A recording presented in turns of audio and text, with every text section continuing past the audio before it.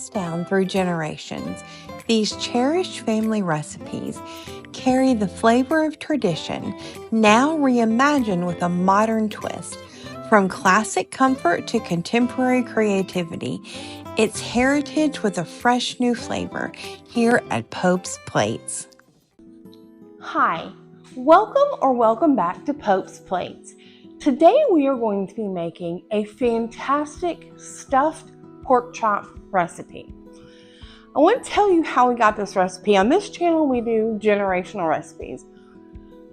Generational recipes have to start somewhere. And one of the things that I love is a good pork chop. They're not easy to make. And my grandmother taught me a long time ago about brining them in apple juice. We're not going to do that today, but this recipe reminded me of that. And what I think is really neat is when a recipe brings back memories. We're going to begin, we're going to chop some vegetables. I have a garbage bowl here. This is the stuffing. I want to give you a little note.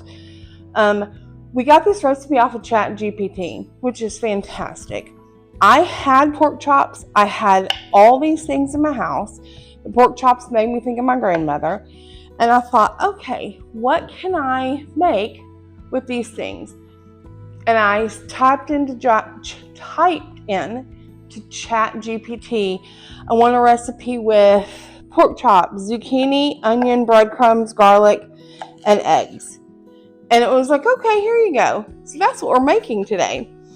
So it's a little bit generational in that the pork chops always make me think of my grandmother. And it may be something that we love for years to come. And we have to thank AI, although it does scare me a little bit. So I'm going to chop our zucchini. I love zucchini. I didn't used to like it, but I really, really enjoy it now. So because we're stuffing our pork chop, we want these kind of small, not tiny, but same size that we're going to end up kind of cutting the onions. And I actually don't think I'm going to need this other part of my zucchini, so I think I'm going to save that for something else. I'm going to put our zucchini in a bowl and set it to the side because our onions are actually going to need to cook longer. I probably should have cut the onions first, but it's okay. I have a beautiful purple onion, and I'm going to use maybe a fourth of this because this is such a big onion. Got my garbage bowl over here. If you're not a huge fan of strong onion flavor, you can also use shallots if you would like, or I don't know, anyone who's my age or older, 50 something or older, will remember a chef named Graham Kerr, and he called them shallots. So in my family, we often say shallots. Yeah, I don't even think I'm going to use a fourth of this. We've got our onions cut. So we're going to go over to the stove and cook those to go in the stuffing.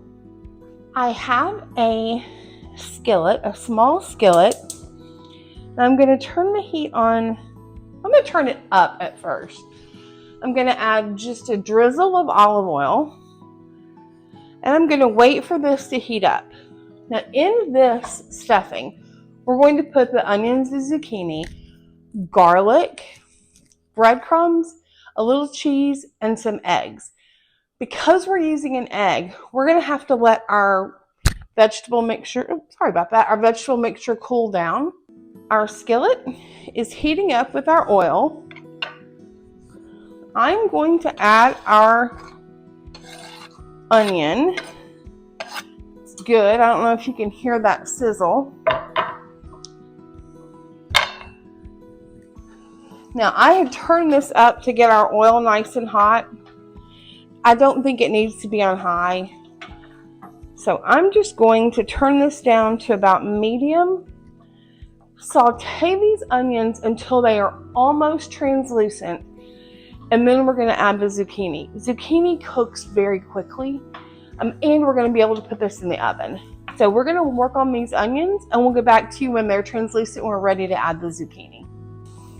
Our onions are looking great, quite translucent. I'm going to add our zucchini, and I'm going to add a dash more olive oil. I'm going to put our bowl here. Now, as we have discussed previously on this channel, and I'm sure any cooking channel that you watch, garlic burns pretty easily, so that goes in last. Fresh garlic is always best. We're using garlic paste today because we have it. We've added our zucchini and a little bit more oil. It's beginning to get soft. I am going to say the equivalent of a teaspoon of garlic paste. If you are using a fresh garlic, I would use a small clove or half of a big clove of garlic. We're not going to cook this long because we don't want the onion to burn. Not the onion. We don't want anything to burn, but we don't want the garlic to burn. Oh, that smells so good. Now, the key here is I'm going to put this into a bowl, and it is going to cool while I prepare the pork chops, because if we add a raw egg to this now, it's going to scramble.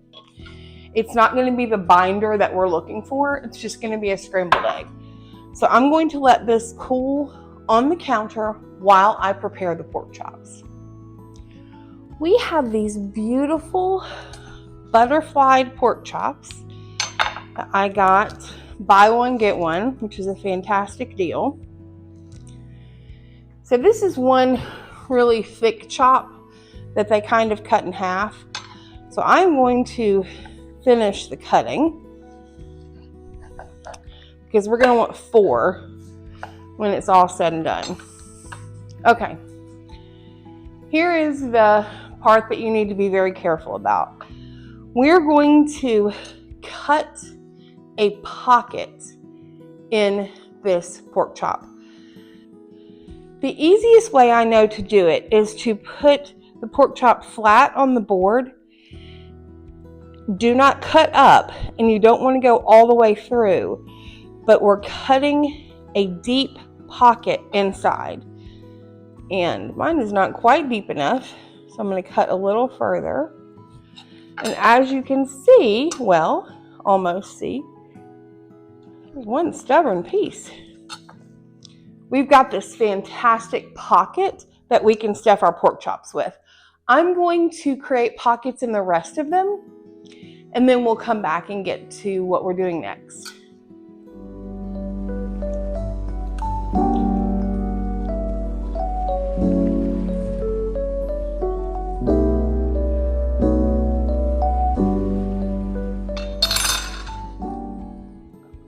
Our pork chops all now have a pocket.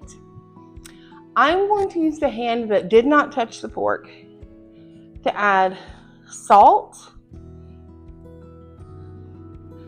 Now, our recipe calls for paprika. Not everyone in my house likes paprika, so we're going to forego that, but please feel free to put it on if you would like. We're going to do this to both sides. Oh no, I just touched the thing with my hand. Let me go wash my hands, and then we'll come back and do the other side because we don't want to put pork hands in the salt. My hands are clean now. I'm going to add salt and pepper to the other side. And then I'm going to put these on a tray, on a plate, and have them ready to be stuffed. Our mixture still needs to cool a little bit, so we'll get back to you when we're completely ready to stuff everything.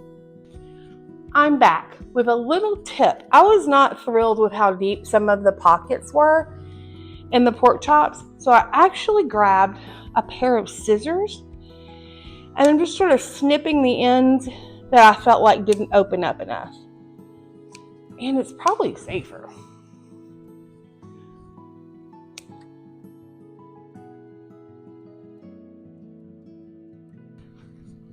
Our mixture is finally cool. So I'm going to add 1 medium raw egg. Put this over here with our garbage. I'm going to mix that up just a little bit because you want to make sure that you break the yolk. I'm going to add a pinch of salt, a pinch of pepper. Remember, we have our garlic already in here with our eggs and zucchini. I am going to add 1/2 cup, I am just eyeballing this, of breadcrumbs. My gut tells me that we might need a little bit more because our egg was not tiny. Yes, we're going to need a little bit more. I'm going to show you the consistency. It's just not stuffing consistency yet. And because it's not stuffing consistency, we're going to add a little bit more breadcrumbs. I would say I added maybe another 1/4 cup. And this looks exactly like I want it to look. The final ingredient we're going to add is some Parmesan cheese. I have some that's pre-shredded, pre-grated, I don't know, shredded. I'm not going to add a whole lot. I'm going to add maybe a 1/4 cup. Again, if you want to use fresh Parmesan cheese, you may, but I prefer this. It's just easier. Parmesan cheese is hard to get off the block sometimes. I'm going to clean off my board and I'll be right back to you. We are ready to stuff our pork chops. We have toothpicks because we want to make sure that we close it so that the stuffing doesn't fall out. And I'm going to take a spoonful of our stuffing and sort of scrape it into our pork chop. I'm going to add a little bit more because I think a little bit more will fit. It sure will. Oh, that's fun. And then I'm going to close it with a toothpick just to keep it sort of sealed. Fantastic. That looks so good. Okay, I'm going to do the rest of these and I will get back to you when we're at the stove. We're going to preheat our oven to 375. I am going to use the same pan that I cooked the vegetables in to brown the pork chops before we put them in the oven. I'm going to turn it on pretty high, medium high. Give the oil a chance to come up to temperature. I will show you. You know, you don't have to be perfect when you cook. One of our pork chops has a big hole in it. Here, I'll just bring you the whole thing. It's okay. We're going to eat it anyway. So I'm going to put these in to brown. I think I'm going to do 2 at a time because I don't really want to crowd the pan. We're going to let these get brown on both sides. I'll show you what it looks like before we put them in.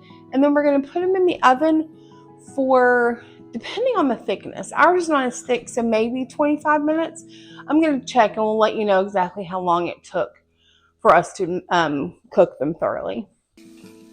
Our pork chops, I'm going to show you without dropping them, have a little bit of color.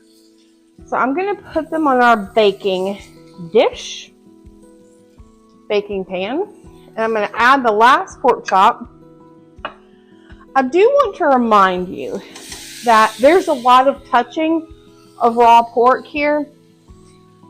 I probably had to wash my hands 5 times in between everything because you don't want your if you touch your scissors with raw pork, then it can be bad. So make sure, similar to raw chicken, that you're washing your hands often. I just thought I would remind you that because I needed to remind myself. We have beautiful color on our pork chops. We're going to turn our stove off. I'm going to put this, almost dropped everything. That would have been terrible. I want to make sure that I put this on a hot plate. This is going in the oven at 375. I'm going to check it. Oh, the glass is fogged up. There you are. I'm going to check it after about 20 minutes. So completely outside of our recipe, I have a significant amount of stuffing left. And so I'm going to experiment. This may be terrible. I'll let you know if it is. But I am going to put it, scoot it over here, in a pan, kind of press it down, and see what happens when we bake it like dressing. Who knows? I'll let you know. It might be terrible, but I think it's going to be pretty good.